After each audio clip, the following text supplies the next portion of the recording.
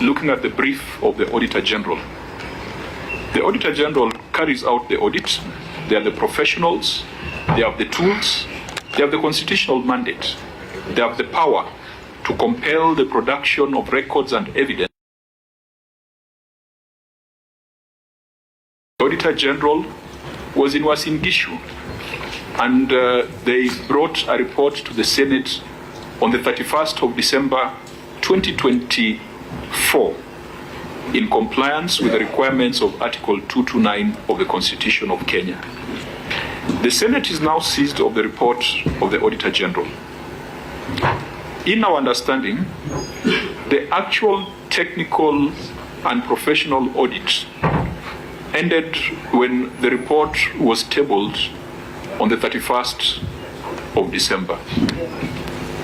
What Parliament now needs to do is to debate, consider the report, and take appropriate action.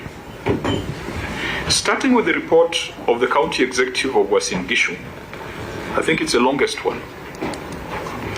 The Auditor General had raised 46 issues.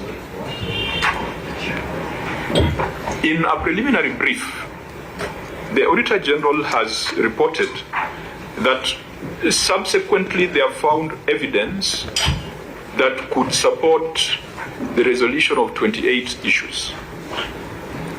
And subsequently the county has provided evidence that could partially support 10 issues. And that out of the 46 issues, 10 still stand. I think let me go back to those numbers. That out of the 46, the auditor has been provided with evidence to justify expenditure on 28 issues. And I'm very careful, I'm not using the word resolved.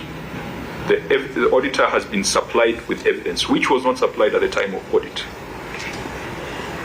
8 additional issues, the auditor has been supplied with evidence, which partially resolves the issues that, or which partially justifies the non-conformances or addresses the non-conformances that he raised. But 10 are completely unaddressed. Of the 10 that remain completely unaddressed, the first one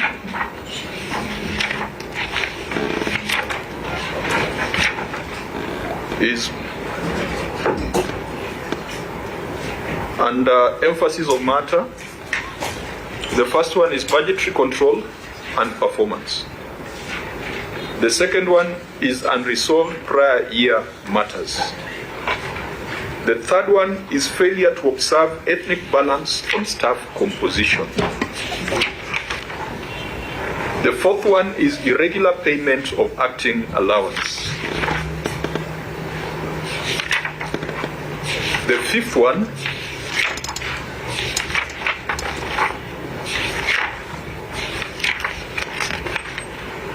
is prolonged delays in upgrading of 64 Stadium.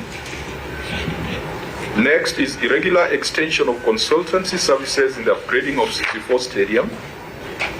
Next is misstatements, irregularities, and illegalities in the acquisition of land and stalled construction of Bororwa Agricultural Training Center. And finally, control weaknesses in asset management. Out of the 10 matters that evidence has not been provided to the Auditor General, about 3 or 4 are policy issues: ethnic composition, budgetary control and performance, asset management, prior year matters. Those are policy issues. Of the remaining 6, I think 2 relate to projects, and the remaining 4 have got a fiduciary implication. We have taken a lot of time as a committee to understand how 46 issues that were raised in the audit certificate 2 months later we are told that they've been reduced to 10. And of the 10, as I've said, they're generally policy issues. There were reports of unsupported expenditure, impressed management, projects not concluded or not executed as per the contract agreements. The committee has been at pains to try and understand what happened in Uasin Gishu during the audit. If this was a procurement, it's one of those you'd call an unperforming procurement. I don't know whether there's an unperforming audit, Patrick, in your lingo. Chairman, we don't have.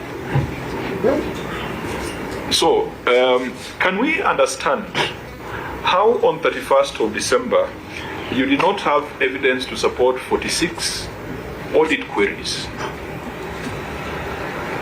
and on 18th of March the county has provided evidence to support 36 audit queries? Please, Auditor, help us understand what the audit process was, so that we establish where the problem is. Because if there is no problem, then you can easily say that the 36 are resolved, and we tell the governor to go home.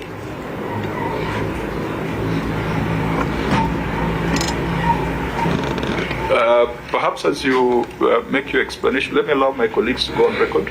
Senator Dulo. Dulo, Senator Isiolo, member. And Senator Gataya, you could go on record. Mwenda Gataya, Kanidi County member of this committee. Thank you. Auditor General.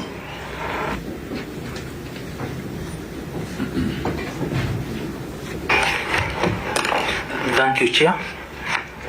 The audit of Uasin Gishu County Executive for the year ended 30th of June 2024 was primarily a twofold affair. We first of all did an in-year audit to assess and appraise the systems, and then later on we did a balance sheet audit, or what we call a final audit, to verify the veracity of the balances and figures in the financial statements. The entry meeting of the in-year was held on 22nd of August 2024. We were there for about 1.5 months. We exited formally on 16th of October 2024. As we had told this committee area, there was a lot of pressure for us to finish our audits on by 31st of December 2024. So we disembarked or left Uasin Gishu Executive to execute other audits. We resumed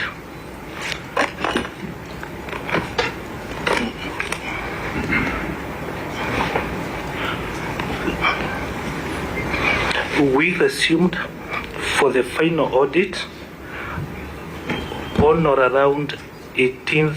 I'm not sure, because we were not supposed to have another exit meeting, so we were only supposed to resume. I think we resumed on 11th November, but I would confirm, and exited on 28th November 2024. So we have minutes of the exit meeting of 28th November 2024. The rule or the agreement that we normally have states that we should provide 7 days for submission of responses to our management letter. We shall confirm when the management letter when the responses to the management letter of the final audit were received. What's the date of the management letter? The management letter was, we shall also confirm the date of the final audit management letter. It's in the system. 22nd of October. No, that is the India. Yes, in the India management letter was issued on the 22nd October. So we shall confirm the date of the final audit management letter, final audit management letter, when it was issued and when the responses were received. So before we are through here, we shall confirm the dates. Who was present at the inception meeting? Who was leading the delegation from the county? The Honorable Governor. Or the, Governor, you are present at the or inception meeting. Yes. Who was present at the exit meeting? Who was leading the delegation? the CC Finance. GC Finance, Yes, Honorable you Chair. can confirm you are present at the exit meeting. Yes, Honorable Chair. You can confirm that you received the management letter from the Auditor General. Yes, Honorable Chair. Can you confirm that you responded to that management letter? Yes, Honorable Chair. So if you responded to that management letter, why is evidence coming to the Senate outside the audit period? Because there can only be two possibilities: that you went and cooked the evidence after the audit. Did I say two possibilities? It appears there's only one possibility. Why was evidence not provided to the auditor during this very detailed process from 22nd of August 2024 all the way to December? For us to come to the Senate and all of a sudden we are told that now we have evidence to support 38 of the highlighted audit issues. Thank you, Honorable Chair. Honorable Chair, as confirmed by the auditor, they are also working under a tight schedule. But the auditor, what happened, Honorable Chair, is that the audit, during the audit, normally the auditor engages the departments, the respective departments. Respective departments, Honorable Chair, have files. They have a file, the departmental file. So we have two files. We have the file that remains with the department, and then eventually one file that goes for final payment. So during the engagement, Honorable Chair, during the audit exercise, the auditor and the department were engaged and looking at the documentation. However, Honorable Chair, the file that is complete, that is fully complete, that has everything, is the final file that we use for payment. And that file, those files, Honorable Chair, are with the finance department, the payment section. Honorable Chair, so during that engagement, the department, the auditor, were relying largely on file, but there were we had other files that also had other additional information. Honorable Chair, I think the fault was on our part. We pick up with the team and say, going forward, the file that should be given to the auditor is the payment file, which has completely everything which has gone through examination process and all that. The reason why we keep the other file, the departmental file, which has basically almost everything, but it will lack some other critical information, is for the department when they are doing their monitoring and evaluation or they are managing the project, they use it. So it has basically 90% of the document. But the final file, the payment file, is kept and is securely kept by finance payment. GC, I do not feel like you are addressing our concern. You are describing trees. We are interested in the forest. The Auditor General came, all those processes, all those technicalities you are talking about, you are aware of them. For example, the auditor made a finding that you spent 5,465,500, for example, on page 3, issue number 3, just to demonstrate, and supported health expenses for commissioning of Mama Rachel Maternity Hospital. That you spent 5.4 million relating to the commissioning of Mama Rachel Maternity Hospital, but you are not able to support it. If the auditor has given you a management letter or a draft certificate with that finding, isn't your responsibility to go to whichever department you're talking about and get the supporting documentation for the 5.4 million? Isn't it? Is that a legitimate expectation? Yes, it is, Honorable Chair. Why was that not done? It is, If Honorable we take this as an example. It is, Honorable Chair. The auditors work with a system with the timelines.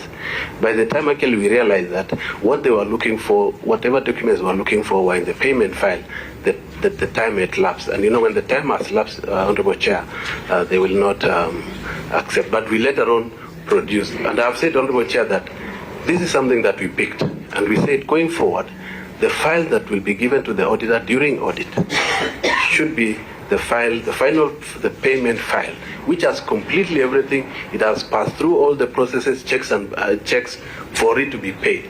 And that is the file that has everything. And that is the file that is normally is a secure file, Honorable Chair, for reasons that we don't want any document to get lost. So we acknowledge. So for that reason, you allow the auditor to publish that you spent 5.4 million on commissioning Mama Rachel Hospital and it could not be supported, and therefore it amounts to theft of public funds because of inefficiencies in records management, because of inefficiency in information management systems within Uasin-Gishu. Honorable Chair, we have picked that, we acknowledge that, and as I said, Honorable Chair, it will not happen because I showed immediately the auditors before, but we are showing them when the time, you know, they are using a system that it moves. So going forward. See, you know, if you went to court and told the judge that I'm sorry I committed the crime, but it will not happen again, it does not stop the judge from sentencing you.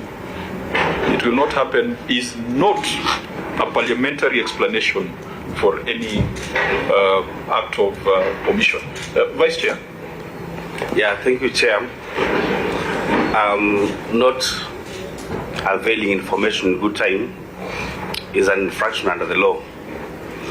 So just speaking from the example that has been given by the Chair, the auditor is doing his audit, maybe in a room, and engaging the people from the Department of Health. Maybe you're saying they have some documents, and the Department of Finance also has some documents, and because it's an infraction of the law, you have to assist us, or you're writing our report, where we shall pin this sin, because you need to pin the sin on the sinner. Now, this non-availing of these documents, whom shall we pin the sin on? Is it the Finance Department or the Health Department? Because I'm imagining if this room is being used by the auditor, and then maybe this room 9, maybe room 8 is the finance person, is boarded there. Then room 7 we have the health guys. So how does it work? How is it that the finance department has documents and they cannot just come to the auditor? Are you the one who is supposed to go to the health department and bring the documents? Or is it the health person to bring the documents to the auditor? Because we want to know who dropped the ball during that audit process. Is it you or the health guys? Where do we pin that sin? Thank you, Honorable Chair. Overall, the responsibility of even managing the audit process lies with the Finance Department. So basically that is so if there are inefficiencies within the department, the Finance Department ought to make sure that that is corrected, or it doesn't happen. But Honorable Chair, I'm saying almost that the file within the department is largely complete. But I'm not saying that as an excuse. It's largely complete. But the file that is with 100% paper, documentation, is with finance. But in regard to your question, overall, Finance Department is the one to make sure that the audit process is smooth. Senator Wambua. Thank you, Chair. two issues. One of those issues you don't have to respond to that. It's just an observation that I've seen His Excellency Governor. In the last session, I'm doing my second term in the Senate. In the last session, I fought very, very hard, extremely hard, with colleagues to make sure that Audit is conferred with city status. It was not easy. It was a battle. But just looked at the composition of the executive. I am not sure that fight was worth it. I just have to be honest with you. Chair, when you look at the composition of the executive of a city called Eldoret, that you and I fought so hard to confer city status, it's not a good reflection of a city. But that's a conversation for another day. Now, let's go back to the audit issues. Bwana Waziri, you put us in a very awkward situation. Awkward because you're saying you have two files here. There's one file that is almost complete. There's another file that is complete. There is an audit taking place in your county, which audit was opened by the governor and you closed it. But in the process of the audit, you choose, as you did, to avail the almost complete file and not the complete file. And now we find ourselves in a situation where, and I want to go back again to page 3, the unsupported health expenses of commissioning of Mama Rachel Maternity Hospital. So there's 5 million shillings there that whose expenditure is not supported. I want to put it to you when I see EC. First of all, that facility bears a big name. So when there is a semblance of fraudulent expenditure on a facility bearing that name, you know where that leads us.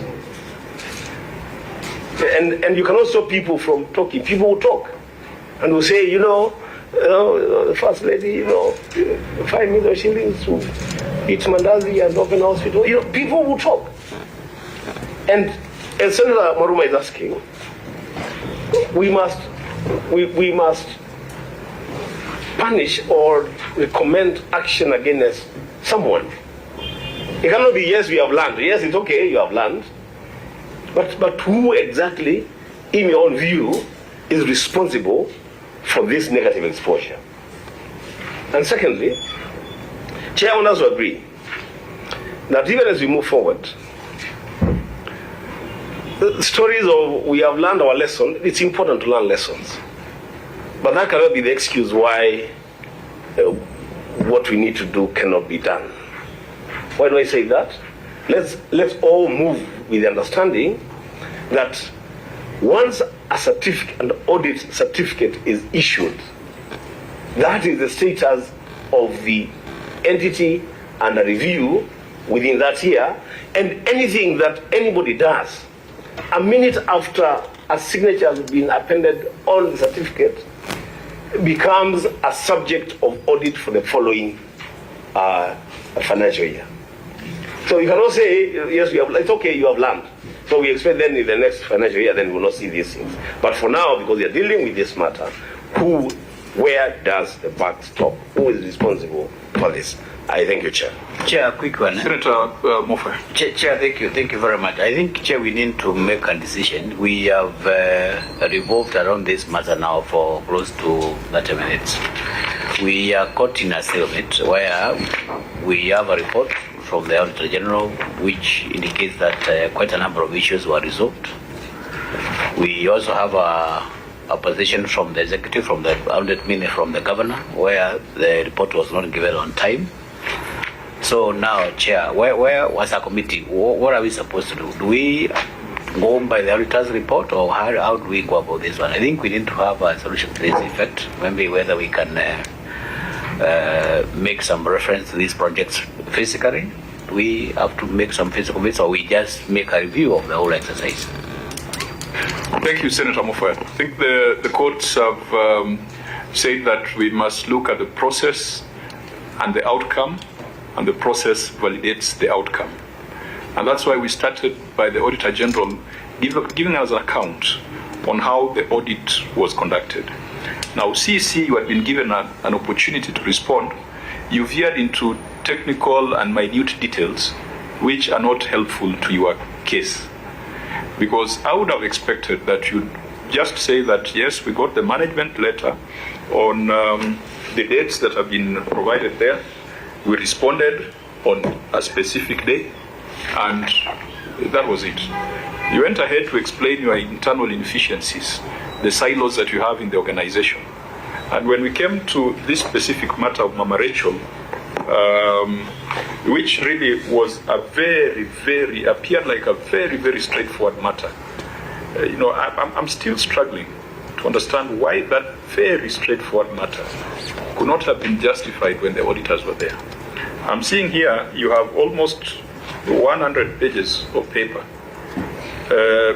And sometimes the devil lies in the detail. You come with these papers to Nairobi and we start asking ourselves, fine, you're commissioning Mama Rachel Ruto Maternity Hospital. Why do you need to transport 100 women per ward for commissioning of a hospital? You see, we start asking those questions because we have it here. I have an expenditure schedule.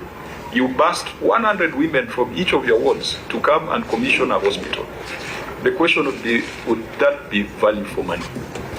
These questions would not come to the Senate if you had provided the evidence to the Auditor General. So, in line with what Senator Moja is asking, I need to find out where the blame lies, and then we deal with that before we proceed. Is it the auditor who is in a rush to report, or is it the county which was lethargic in responding?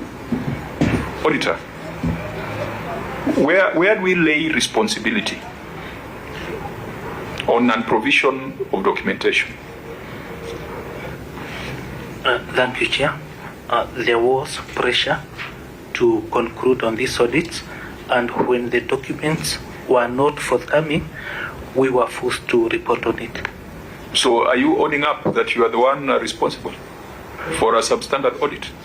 No, we are not responsible, for we had requested the documents, and actually they provided some of the documents we required, but for these particular ones, they were not provided. So had they been provided? Auditor, I don't know whether I'm hearing you well. Where was that pressure coming from? And yet the constitutional timelines are in this constitution. They have not been amended for 10 years. Everyone knows. In your view, how did the pressure contribute to non-provision of the documents, in your view? Thank you, Honorable. We had the time to complete this particular audit was now much more constrained than we had initially planned or envisaged. The question to us, Chair, would be... Isaiah, you are not giving me confidence, and you are our guy. You are a constitutional office. Patrick, can you tell us what the problem is? Because if you guys are the problem, we declare you a problem, and we deal with you. Chairman, thank you, Chair. The dates are set in the Constitution that within 3 months we must audit and report. The Constitution is very clear. So after the management letter is done, the governor and the county is given 14 days within which to respond to the issues in the management letter. The management letter was issued and the date has been given and the response was received. When the draft report was given, the county did not respond in time. And when the 3 days that had been given by the Auditor General to issue the report elapsed, the certificate was signed. So the Auditor General was within the timeline that is given in the Constitution. Thank you, Chair. So the problem is with the governor and his team.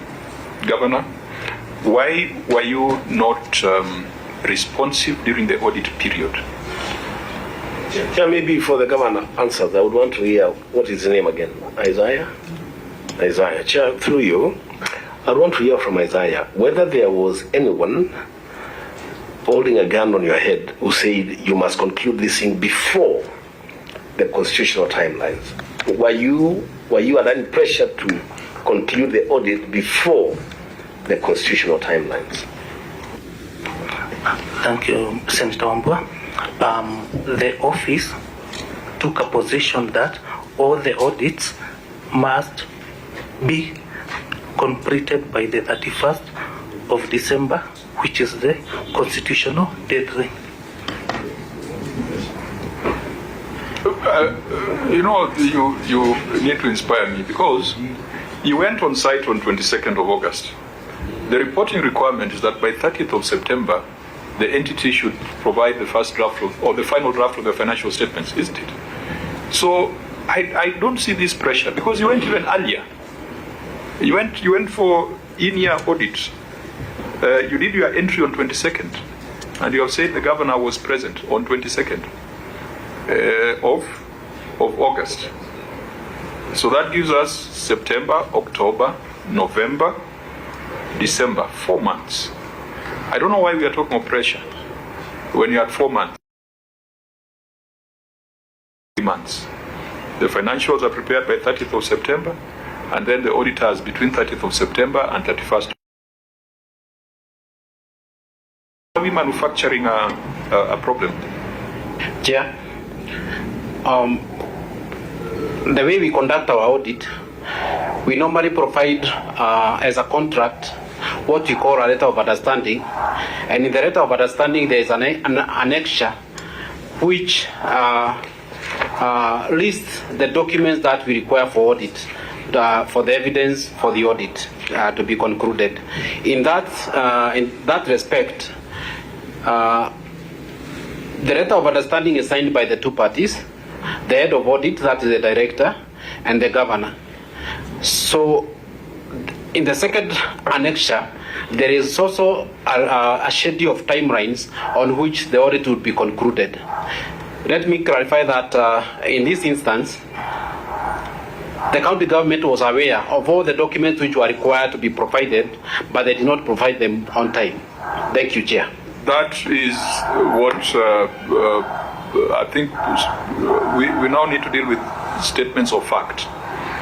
So, Governor, the auditor has said as a statement of fact that in the letter of understanding there was a schedule of documents that were required, but you did not provide them up to the point when the audit was concluded.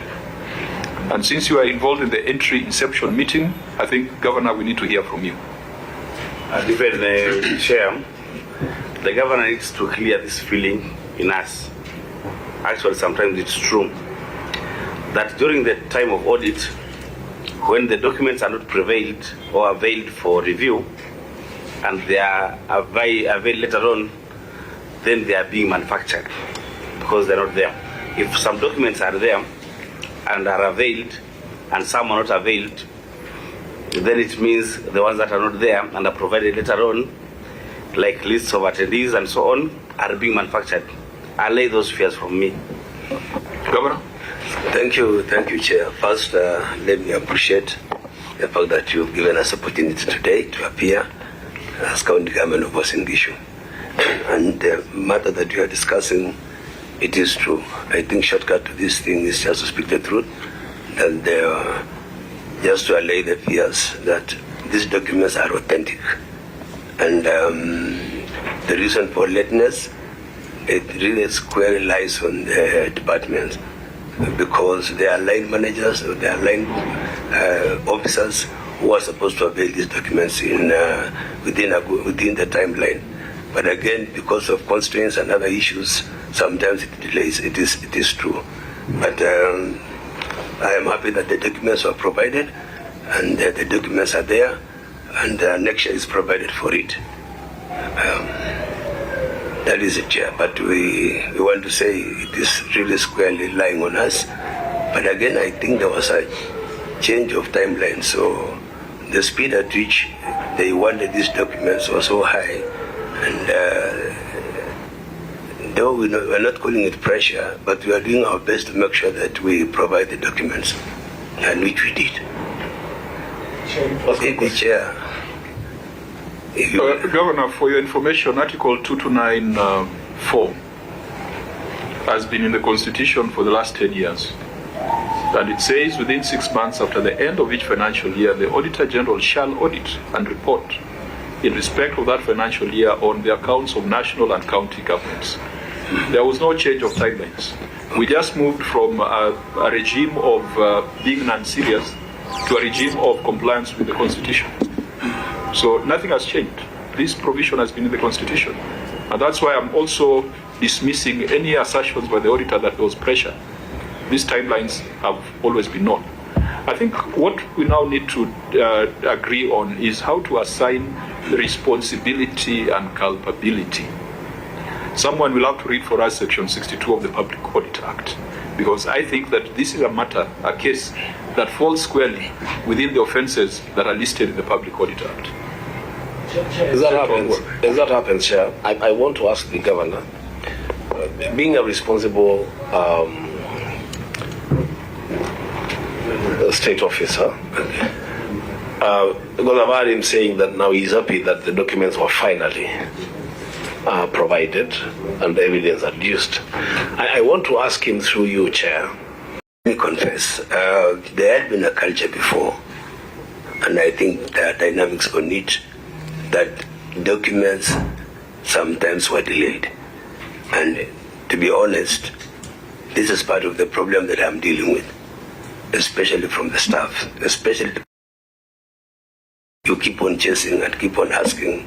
I think it is not even started before, but usually later we get these documents. And what I'm asking, and I'm sorry for that, that so long as the document has arrived and we have the support on it, I would wish that as we go forward, I will correct the situation, especially in my county.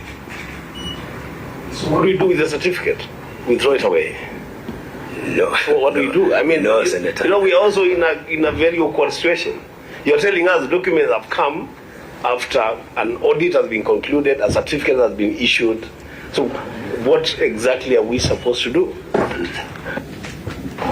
Senator, thank you very much. Let the CEC clarify something, kindly, please. So Honorable Chair, so we are not saying the documents were not provided when the auditor was on site. I mean, out of sight. The documents were actually provided when the auditor was still on site, but the timeline that the auditor works on, you know, you were given a certain timeline. If you don't provide within this specific timeline, it moves to the next process. It moves to the next step. So they were provided at that time when the auditor was on site, but because they work, they have a system, I don't know what it's called, teams. If you don't provide within a certain timeline, then it progresses. Was that timeline defined and clearly communicated to you? Yes, Honorable Chair. Did you comply with that timeline? Yes or no? No, Honorable Chair. So then the rest is moot. The rest is a story. These only stories are jabber. Legal, please read for us that provision of the Public Audit Act. Chair members, Section 62 of the Public Audit Act. Subsection 1, a person shall not, A, without reasonable cause or lawful excuse, obstruct or hinder, assault or threaten a member of staff of the Office of the Auditor General or professional acting under this Act. B, without justification, fail to provide information required under this Act. C, without justification, fail to provide information within reasonable time that is required under this Act. D, submit false or misleading information. E, misrepresent to or knowingly mislead a member of staff of the Office of the Auditor General or professional acting under this Act, or interfere with or exert undue influence on any staff of the Office of the Auditor General or on any person authorized by the Auditor General to perform functions under this Act. Subsection 2. The person who contravenes subsection 1 commits an offence and is liable on conviction to a fine not exceeding 5 million shillings or to imprisonment for a term not exceeding 3 years or to both. Thank you. So, Governor, if you consider that section 62, particularly B and C, without reasonable cause, does not provide records or information required to the Auditor General, it is an offence under the Public Audit Act. And we need to deal with some of these things so that we are sending a message to officers in counties that if your problem is your records management, fix it. If your problem is silos, fix it. If you have problems with staff hiding items, sack them. If you have underlying problems that frustrate the flow of information, make the hard decisions. Here where we are dealing with a report form. Your report form showed that you had 24 pages of issues, 48 issues. But then, after remarking, the 48 issues have now reduced to 10 issues. So we need to know whether the person remarking is the one with the problem or the person who sat the exam is the one with the problem. And in our case, it appears the person who sat the exam is the one with the problem, because your officers did not comply with the timelines that are required and without reasonable cause. That's why we have given you an opportunity to explain to us what happened. And we do not feel that there's any satisfactory explanation that has been offered. The reason why we have spent a lot of time on this is that if the Auditor General tells us that now, for example, for Mama Rachel maternity, he has now seen the supporting documentation. If I'm going to reopen that, I'll become an auditor. I am not a trained auditor. None of my colleagues are trained auditors. We are politicians. We are pragmatists. Audit does not happen at the Senate. Audit happens during those timelines that your CEC has talked about. It would also be very untidy, and it will send the wrong message to the people of Uasin Gishu. For me to say that of the 48 issues to Nairobi to discuss the ethnic composition of your staff, I mean, it looks like a waste of taxpayers' money. And yet, those are the only residual issues remaining here. The other one is on budgetary control and performance. The other one is on asset management policy. The other one is on resolution of prior year issues. The only tangible thing that remains unresolved here is the 64 stadium. And sitting in Nairobi, there is no way we can say that a project in Eldoret has been resolved through paperwork. In case in Marsabit County, Marsabit a fish processing plant on Lake Turkana, because Marsabit, Turkana, and the Auditor General came and told us, I've seen the paperwork, the project is complete. When we got photos of the project, the fish processing plant was right in the middle of Lake Turkana. It had been swallowed by the lake. And on paper, resolved. So I want to perhaps propose a certain direction. Number one, we must apply Section 62 of the Public Audit Act. And those persons who had responsibility of providing documentation to the Auditor General and have failed to just issues relating to projects, and there are quite a number. Ziwa Sub-County, Turbo Health Center, Ziwa Level 5, Uasin Gishu District Hospital, 64 Stadium, issues of civil works, issues of land acquisition. These are not issues that the Senator for Taita Taveta sitting in Nairobi can say has been resolved. For the projects, we will now need to do project verification and project visits. Thirdly, because we must do a report to the House. If we were to adopt the recommendation of the Auditor General that 38 issues have now been addressed, we must add the rider that we cannot vouch for the authenticity of the records that have been provided as evidence. Because all these attachments for Mama Lucy, Mama Rachel, Ruto Maternity Hospital, all these receipts, how do we confirm that they're authentic? As sitting here in Nairobi. If you had given them to the Auditor General, they could have given us that assurance. So we don't have that capacity. So even if we are going to do a report saying that as advised by the Auditor General, issue number 1 has now been addressed, issue number 2 has now been addressed, number 3, but we must add the rider clerks that this committee cannot vouch for the authenticity of the records that have been tendered as evidence. Because we must do a report to the House by next week. But we must come to visit the projects. Honorable members, I don't know whether that could be the direction, because even on the receiver of revenue statement, out of the issues that were raised by the Auditor General, they were 17. According to the Auditor General, you have now provided evidence to support 8 of the 17. And you have provided evidence to partially support 4. So that's 12. So it's only 5 issues that are still outstanding. And the 5 issues are policy in nature.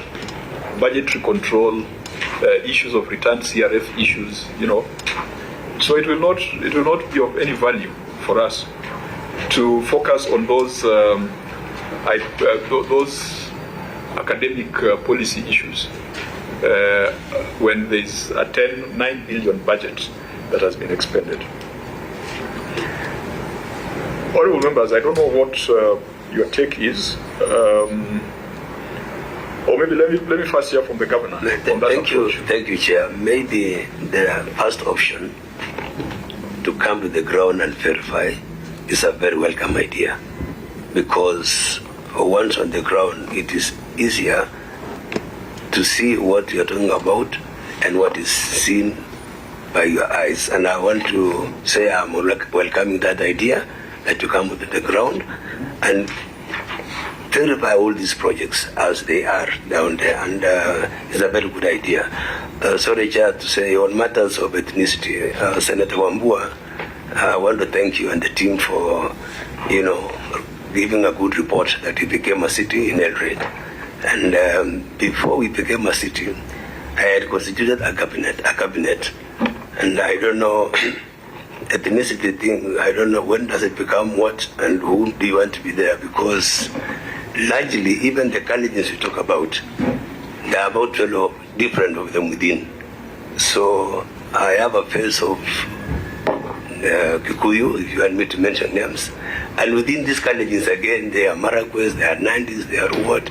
And I'm sorry whether I'm missing the mark. Even in the CEOs, I have a Somali, I have a Luya. So I don't know what is it that you are looking for there. But nonetheless, I'm very happy. Sorry, Chair. I want to say, before you became a city, Governor, I had already formed. You are taking yourself into very dangerous spots. Sorry, Chair, but I'm just out of curiosity. I want to say we are aligned. I think restrict yourself to the proposed way forward that I put forth. Because if you want to get into the substance of the audit, then we might get into the substance of a hypothetical conversation, not a practical conversation. Honorable members? Chair, I think that is the best route that we can take now that the information before us is not very clear. Let's go to Eldoret and make sure that we get ourselves acquainted with what is on the ground. But I'm happy that Governor is, this Chair, we have been around for some time. We have governors who are big-headed. I am happy that Koti now is sober and humble to this effect. He has become Koti. He is Koti. He is no longer Koti Moja. Thank you, Chair. Let's get to. Okay, thank you. Chair, we are now in the 13th year of devolution. We don't want to see the inefficiencies that we are seeing when we are starting devolution. But I know there are improvements in terms of management of funds We used to see in the previous audit reports that we are giving impress on top of other impress.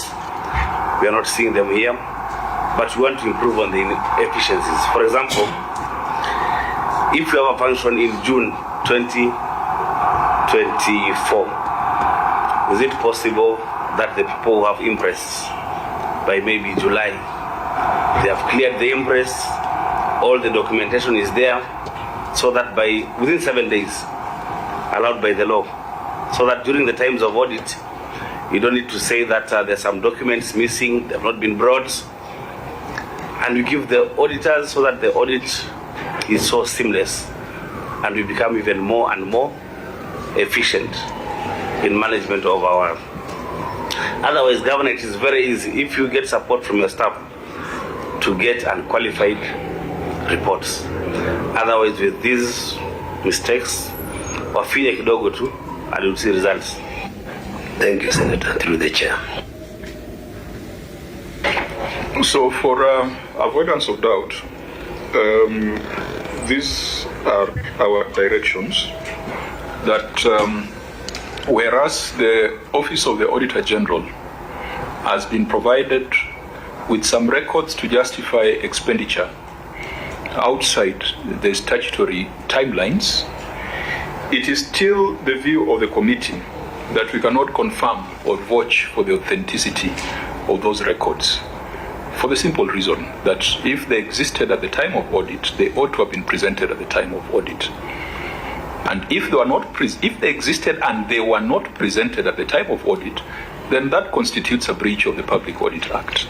And we'll be making recommendations for invocation of Section 62 of the Public Audit Act to hold the public officers who fail to provide the documents accountable. We will do a report to the House, and our report will register that reservation. Of course, we will take the advice of the Auditor General, but we'll also put it on record that the audit ended on 31st of March, and therefore any subsequent attempt to justify public expenditure must be looked at keenly and must be scrutinized to ensure that what we are taking as evidence is authentic.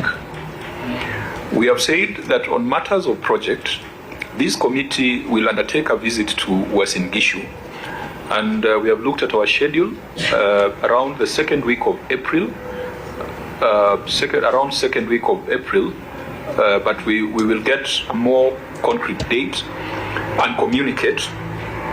In our visit to Uasin Gishu, we will look at the projects that the Auditor General has flagged over the years so that we can report back to the House following a physical verification. We don't just want to do a desktop verification of projects. While in Uasin Gishu, if time allows, we could also engage stakeholders, engage the County Assembly to strengthen their primary oversight capacity. We will engage the County Executive, and we'll probably pick a few issues for discussion with the County Executive. We'll come for an oversight visit, but we'll also come for a capacity building exercise, because through those visits, we are able to bring these senators who have wide experience on matters of governance and public finance management, and your staff, your directors, your officers can then pick a thing or two. Because we don't want any county to collapse on account of lack of capacity. So our visit to Uasin Gishu will be oversight, capacity building, stakeholder engagement, and we hope that if there are records that are required, those records will be made available. If we come to Uasin Gishu and find that the reports you are getting here are just theoretical reports and on the ground things are different, then we will have to ask the Auditor General to conduct a special audit on specific areas.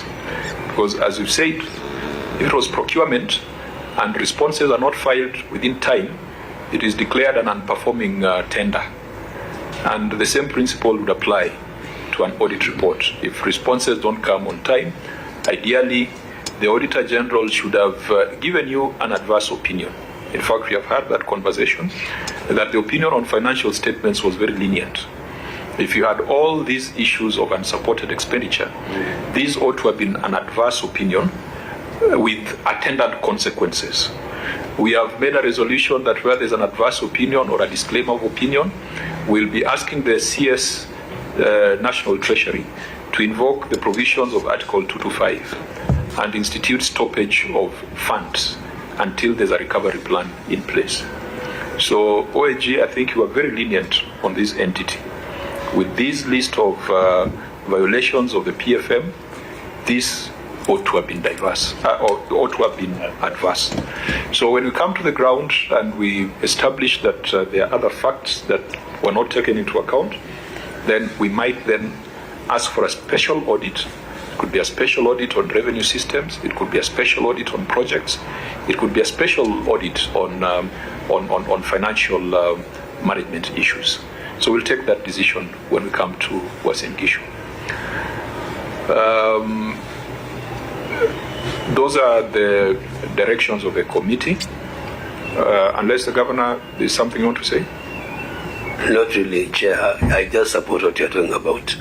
We did invite the Committee on Investment to come to the ground, and it has really helped all of us, the committee and even as a county government, and the way time has helped us to stabilize. That's why I'm saying I really support that you come to the ground. It will really help all of us. Thank you. Yeah, just note that for this committee, when we come with the EACC. So they deal with the suspects straight away. So I hope you are still enthusiastic about our visit. Senator Lelekwe, are you going on record? Oh, please go on record. Thank you, Chair. I was in this committee, but I stepped out for another committee. My name is Lelekwe, Senator for Samburu County and member of this committee. Thank you. Senator Lelekwe was with us from the beginning of the meeting. You found us winding up. We have given directions, and I think we have come to the end of the meeting. The committee meets on Thursday at 9 in the morning.